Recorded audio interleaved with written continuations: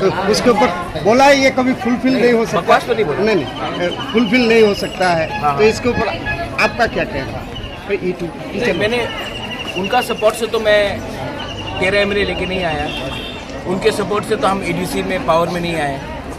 तो उनका सपोर्ट पहले भी नहीं था, आज भी नहीं है, कल भी नहीं रहेगा।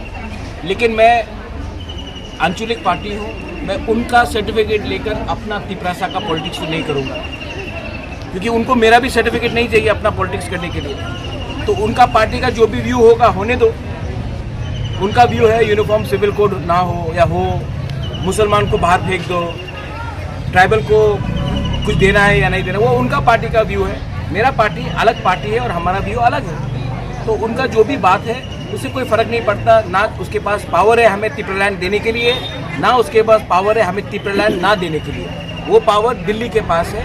आज दिल्ली बीजेपी में है, बीजेपी दिल्ली में है, कल कोई और पार्टी हो सकता है। लेकिन हमारा संघर्ष जारी रहेगा और हमारा जो पॉइंट है वो हमारा पॉइंट है।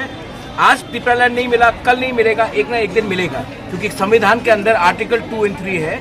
और संविधान के अंदर अगर आर्टिकल 2 और 3 है तो हमारा लेजिटिमेट पॉलिटिकल कॉन्स्टिट्यूशनल राइट बनता है वो मांगने के लिए। अगर इसको बदलना है तो आप पार्लियामेंट में कानून पास कीजिए कि सिर्फ त्रिपुरा में आर्टिकल 2 और 3 लागू नहीं होगा।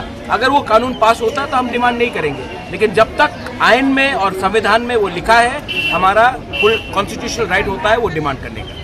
सर, कल आप सीएम साहब से मिले हैं। हाँ। तो क्या बातचीत हुआ? नहीं, बात हुआ। अपना पुष्पवंत पैलेस में होटल बना रहे हैं, तो क्या बनेगा, क्या एम्प्लॉयमेंट होगा, क्या रेवेन्यू होगा। महाराजा का जो पैलेस है उसमें महाराजा का नाम रहेगा कि नहीं रहेगा। पुराना जो बिल्डिंग है उसको मेंटेन करेंगे या नया, उसको तोड़ के नया बिल्डिंग बनाएंगे। नौकरी के बात में अगर होटल बन रहा है तो क्या लोग बाहर से आके काम करेंगे कि हमारे त्रिपुरा में इतने यूथ है और यंग बॉयज़ एंड गर्ल्स हैं, उनके लिए एक होटल मैनेजमेंट सेंटर बनना चाहिए। तो ये सब जानकारी करना पड़ता है, तो मैंने पूछा है इसके बारे में। और दूसरा बात था कि हमारा जो 14 देवता मंदिर है, 14 देवता मंदिर के सामने एक अस्पताल प्राइमरी हेल्थ सेंटर बन रहा है, उसका पूरा सुएज सेप्टिक हमारे मंदिर की तरफ आ रहा है। एक तरफ में तो हम लोग बोलते हैं हिंदू हिंदू हिंदू, और तब एक पुराने मंदिर के सामने अगर ऐसा प्राइमरी हेल्थ सेंटर आएगा तो ये ठीक नहीं लगता। तो ये सब बात मैंने सीएम को बताया है, सीएम ने इसको सीरियसली लिया है और कहा है कि ये सब प्रॉब्लम को वो एड्रेस करेंगे ठीक तरीके से। और मैं मंडे को खुद जा रहा हूँ 14 देवता, और वहाँ में स्टेट गवर्नमेंट के ऑफिशियल्स भी रहेंगे और मैं देखना चाहता हूँ कि क्या होगा वहाँ। सर, अपोजिशन वाले हमेशा बोलते हैं कि त्रिपुरा मोथा जो ग्रेटर तिपरालैंड हो या दूसरा जो, देखिए सीपीएम, कांग्रेस और बीजेपी तीनों पार्टी नेशनल पार्टी, तीनों नेशनल पार्टीज है। कोई भी नेशनल पार्टी ट्राइबल को तिपरालैंड नहीं देगा, कोई भी नेशनल पार्टी ट्राइबल को लैंड राइट्स नहीं देगा, कोई भी नेशनल पार्टी ट्राइबल के लिए रोमन स्क्रिप्ट के बारे में बात नहीं करेगा, क्योंकि नेशनल पार्टी आज के दिन हाईजैक्ट है। लेकिन हमारा काम है तिपरासा के लिए बात करने के लिए। तो मैं उनका पॉलिटिक्स देखकर अपना पॉलिटिक्स नहीं करूंगा, मैं अपने लोगों का शक्ल देखकर, अपने लोगों का भविष्य देखकर अपना पॉलिटिक्स करूंगा। मुझे ना उनका सर्टिफिकेट चाहिए, ना मुझे उनका बात को सीरियसली लेना है। ये बात आप बीजेपी, कांग्रेस, सीपीएम तीनों से पूछिए कि हर मामले में तो इनका अग्रीमेंट नहीं होता है, लेकिन जब ट्राइबल का राइट के बारे आता है तो तीनों पार्टी का एक ही व्यू है, ट्राइबल को कुछ नहीं दो। तो क्या अंडरस्टैंडिंग है उनका? आप उनसे भी सवाल पूछ लीजिए एक बार।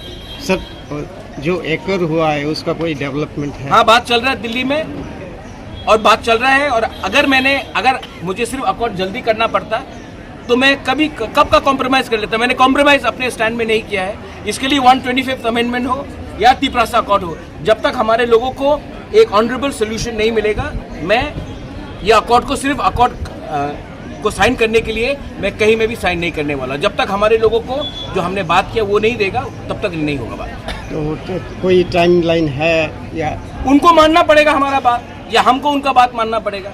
लेकिन मैं तो अपने लोगों को बेच नहीं सकता हूँ ना फ्री में। जब वो लोग कुछ हमको ऑफर करेंगे तभी हम बात करेंगे। अरे बीजेपी का खुद का घोषणा पत्र है, आप वो घोषणा पत्र सुन लीजिए। इलेक्शन के टाइम तो सब बोलते हैं 125th amendment, university, land rights, direct funding. Election खत्म तो लोग बात नहीं कर रहे। मैं ही तो एक अकेला पार्टी हूँ जो इलेक्शन के पहले और इलेक्शन के बाद भी वही बात कर रहा हूँ। और बीजेपी का आज 2 साल हुआ है, तो उसमें सीएम ने बोला है कि जनजाति का जो डेवलपमेंट है वो बीजेपी सबसे ज़्यादा कर रहे हैं। तो आखिर में ये जो बात है ये इसमें कितना सच्चाई? कर रहे हैं, और इम्प्लीमेंट कौन कर रहा है? मैं ही इम्प्लीमेंट कर रहा हूँ ना। जो भी काम हो रहा है इम्प्लीमेंट कौन कर रहा है? एडीसी कर रहा है ना। तो मैं तो कर रहा हूँ, जितना आ रहा है उतना मैं कर रहा हूँ। लेकिन मैंने पहले भी कहा, ये दिल मांगे मोर, हमको और चाहिए तो हम लोग मांगेंगे। आफ्टर ऑल मांगना कोई गैर कानूनी काम तो नहीं है। सीपीएम ने कुछ नहीं किया 25 साल तक। आज ये सरकार है, वो लोग बोल रही कि अनाउंसमेंट हो रहा है, लेकिन जमीन में काम आना पड़ेगा। इसके लिए हमने कल मीटिंग भी किया। एंड सीएम का बात है जहाँ में ही इज अ जेंटलमैन, तो मैं सीएम के व्यक्तिगत उसमें मैं कुछ नहीं बोलूँगा, लेकिन आई फील दैट और काम होना चाहिए और मैं आशा करता हूँ कि आने वाले दिन में कुछ अच्छा काम निकलेगा। Thank you.